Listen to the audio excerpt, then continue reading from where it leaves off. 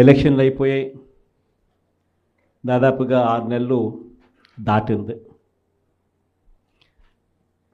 6 నెలలు దాటిన పరిస్థితుల మధ్య మళ్ళీ పార్టీని మనం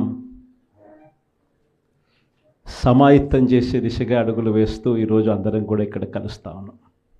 ప్రజలందరూ కూడా ఈరోజు నిలదీసే పరిస్థితిలోకి ప్రజలంతా వస్తూ ఉన్నారు. ఏమైనా 15,000 అని చెప్పి చిన్నపిల్లలు అడుగుతూ ఉన్నారు. ఏమైనా 18,000 అని చెప్పి వాళ్ళ అమ్మలు అడుగుతూ ఉన్నారు. ఏమైనా 48,000 అని చెప్పి ఆ అమ్మమ్మలు అడుగుతూ ఉన్నారు.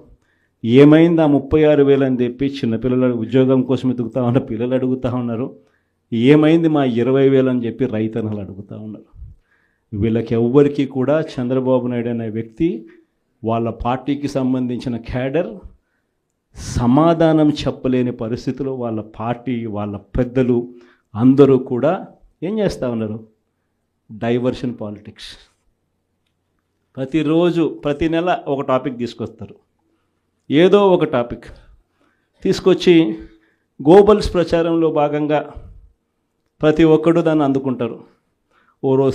ఓసారి తిరుపతి లడ్డు అంటారు, ఇంకొకసారి జూన్లో ఋషికొండ భవనాలు అన్నారు, జూలైలో శ్వేతపత్రాలు మదనపల్లి ఫైల్స్ అన్నారు, ఆగస్టులో ముంబై నటి నా పేరేం పేరు కాదాంబరి అన్నాడు, సెప్టెంబర్లో ప్రకాశం బ్యారేజీని బోట్లతో ఢీకొట్టి గేట్లను పడగొట్టాలని చెప్పి మనం ప్లాన్ చేసినామని అంటాడు.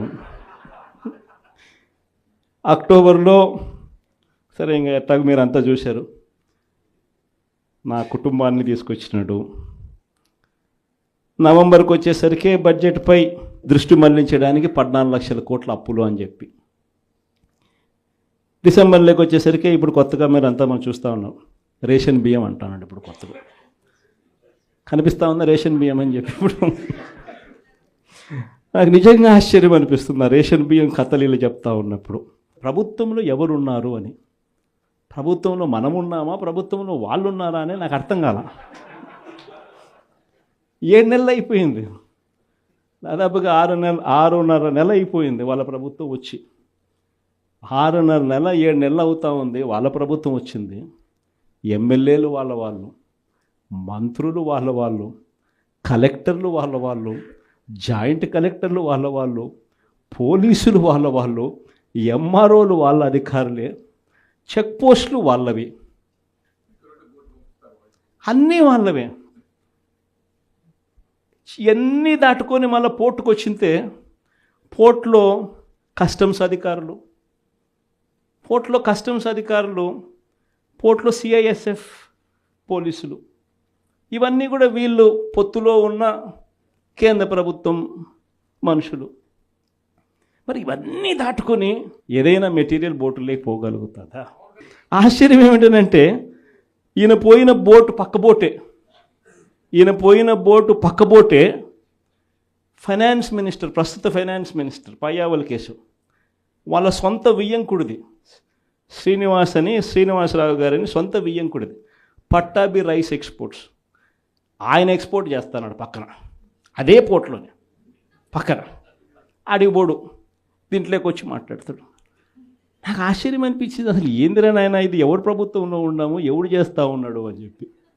వైఎస్ఆర్సీపీలో మన కార్యకర్తలు మనోళ్ళందరూ వ్యవస్థీకృత నేరాలంట. అసలు వ్యవస్థీకృత నేరాలు చేస్తూ ఉండేది ఎవరు? చేస్తూ ఉండేది వాళ్ళు, చేసింది వాళ్ళు, మన మీద ఏళ్ళెత్తి చూపిస్తూ ఉంటారు. నిజంగా ఇవన్నీ చూసినప్పుడే అసలు ఎందుకు జరుగుతూ ఉన్నాయి ఇవన్నీ అని చెప్పి చూస్తే, రైస్ ఎక్స్పోర్ట్స్లో ఆంధ్ర రాష్ట్రం, ధాన్యం ఎక్స్పోర్ట్, బియ్యం ఎక్స్పోర్ట్స్లో ఆంధ్ర రాష్ట్రం నెంబర్ 1గా ఇప్పుడు నుంచి కాదు, దశాబ్దాలుగా మనమే నెంబర్ 1. తెలంగాణ నుంచి బియ్యం మన దగ్గరికే వస్తుంది, ఆంధ్ర నుంచి రైతులు పండించిన బియ్యాన్ని ఇక్కడి నుంచి ఎక్స్పోర్ట్ చేస్తారు. అది తప్పేం కాదు, ఎప్పటి నుంచో దశాబ్దాలుగా జరుగుతూ ఉంది. ఆంధ్రాలో రైట్ ఎక్స్పోర్ట్స్ నెంబర్ 1.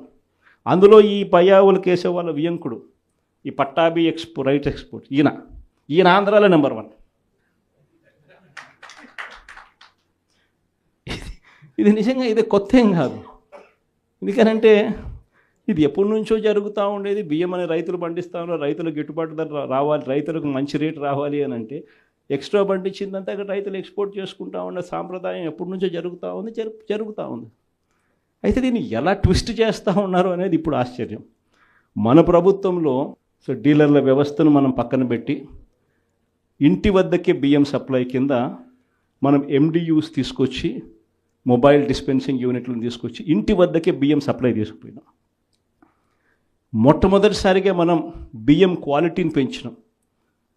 మధ్యస్థ సన్నకార బియ్యం ప్రమోట్ చేసినాం, ఇవ్వడం, స్వర్ణ బియ్యం అని తీసుకొచ్చి షార్టెక్స్ చేసి 800 కోట్ల సంవత్సరానికి అదనపుగా ఖర్చు పెట్టి బియ్యంలో నూకల శాతం తగ్గించి షార్టెక్స్ చేసి ప్రజలకు మంచి బియ్యం, తినగలిగిన బియ్యం ఇస్తే వాళ్ళు ఎదురు అమ్ముకునే పరిస్థితి ఉండదు అని చెప్పి దానికి ఫుల్ స్టాప్ పెట్టే కార్యక్రమం చేసింది ఎప్పుడైనా జరిగింది అని అంటే అది ఒక్క వైఎస్ఆర్సీపీ ప్రభుత్వ హయాంలోనే జరిగింది. ఈరోజు వీళ్ళు ఏం చేస్తూ ఉంటారు? ఈరోజు ఒక పద్ధతి ప్రకారం ఫస్ట్ ఇంటి వద్దకే బియ్యం ఆపేసినారు. వాళ్ళకి ఇచ్చే బియ్యం ఇంతకుముందు మనం షార్టెక్స్ చేసి మంచి క్వాలిటీ బియ్యం మనం ఇస్తూ ఉంటే, మధ్యస్థ సన్నకార బియ్యం షార్టెక్స్ చేసి మనం ఇస్తూ ఉంటే ఈరోజు లేదు. ఈరోజు నిర్వీర్యం చేశారు. చేసి వీళ్ళు ఇవన్నీ చేస్తూ ఉండి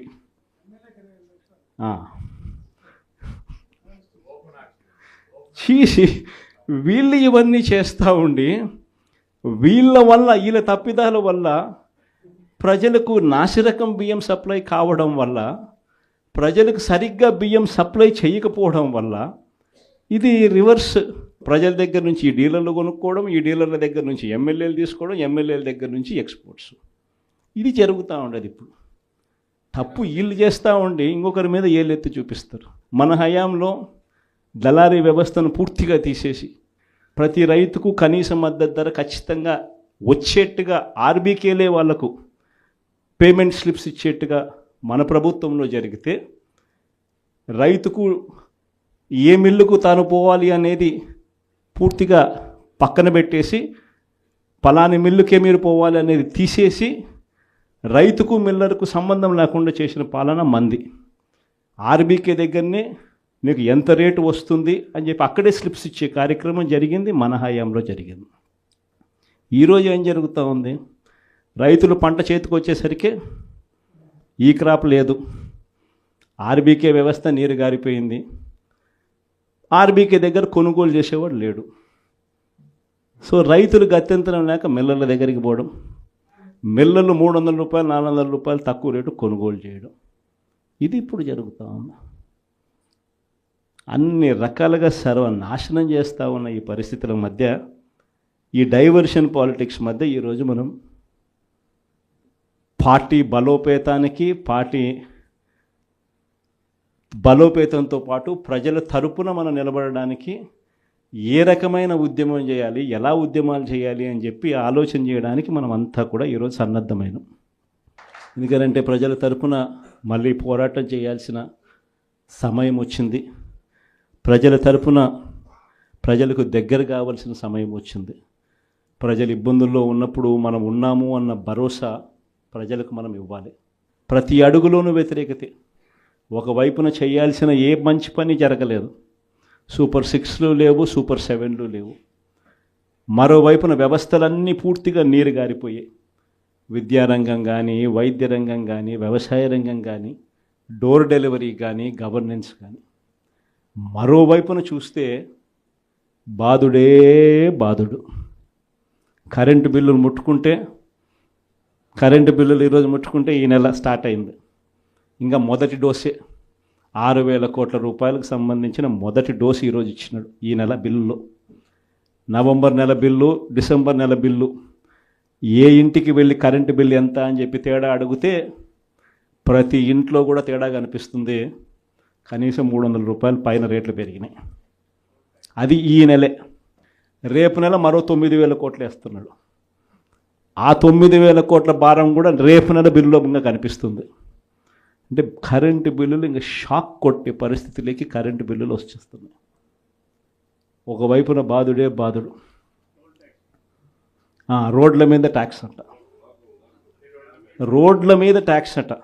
ఆశ్చర్య కలిగించే విషయం ఏంటంటే రోడ్లు బాగు చేయడం కోసం రోడ్ల మీద ట్యాక్సులు వేసే కార్యక్రమం నేషనల్ హైవేస్ మీద మనం అంతో ఎంతో చూసినాం, కానీ గ్రామీణ రోడ్ల మీద కూడా రోడ్లు బాగు చేయడం కోసం రోడ్ల మీద ట్యాక్సులు వేసే బాదుడు కార్యక్రమానికి చంద్రబాబు నాయుడు గారు శ్రీకారం చుడతా ఉన్నారు. ఆశ్చర్యం నిజంగా ఏమిటంటే ఆయన హయాంలో మన హయాంలో రెండు తేడా చూస్తే రోడ్ల మీద మనం ఖర్చు పెట్టింది 43,000 కోట్ల చిల్లర అయితే ఆయన హయాంలో ఖర్చు పెట్టింది 27,000 కోట్ల చిల్లర మాత్రమే. అక్కడ కూడా మనమే ఇన్ని సంక్షేమ పథకాలు చేస్తూ కూడా అక్కడ కూడా మనమే ఎక్కువ ఖర్చు పెట్టాం. ఈరోజు చంద్రబాబు నాయుడు గారి హయాంలో సంపద సృష్టి అని అంటే దాని అర్థం బాదుడే బాదుడు. ఇది చంద్రబాబు నాయుడు హయాంలో డెఫినేషన్ సంపద సృష్టికి సంబంధించి.